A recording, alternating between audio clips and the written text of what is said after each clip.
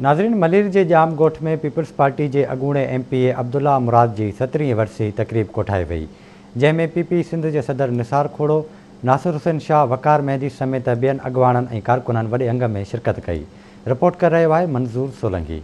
शहीद अगवान MPA शहीद अब्दुल्ला मुराद जी 17वीं वर्सी मलीर जे जाम ॻोठ वारे ग्राउंड में मल्हाई वई। वर्सी तकरीब में PP सिंध जे सदर निसार खोड़ो, सूबाई वज़ीर नासिर हुसैन शाह, वकार मेहदी समेत कराची मलीर जे अगवाणन शिरकत कई, जॾहिं त मुख़्तलिफ़ इलाइक़नि मां काफ़िलनि जी सूरत में सवे कारकुनन वर्सी तकरीब में शिरकत कई। 17वीं वर्सी शहीद बाबा जी तव्हां ॾिसो पिया, मलीर जे माण्हुनि जे दिलि में अञा ताईं उहो ज़िंदो आहे। हुन पंहिंजे पार्टी ऐं मलीर जे अवाम जे लाइ पंहिंजो जान जो नज़ारा ॾेई करे मलीर के जो नालो ऐं पार्टी जो मुक़ाम मोरल वर्करनि जो मोरल वधो कयो आहे। इन वर्करनि जी मोहबत आहे जेके 17 साल बाद भी उन्हीं जोश जज्बे सां पंहिंजे शहीद के याद था करनि। 17वीं बरसी शहीद अब्दुल्ला मुराद और उससे भी पहले जो शहीद हुए हमारे भाई शहीद नासिर बलोच, लोग अभी तक अपने शहीदों को नहीं भूलें और कहते हैं ना शहीद जिंदा है, तो इसकी सबूत ये है कि आज जितने लोग यहाँ पे मौजूद थे वो सिर्फ शहीदों की मोहब्बत में आए, उन शहीदों की मोहब्बत में जिन्होंने अपने सीनों पे गोलियां बर्दाश्त की,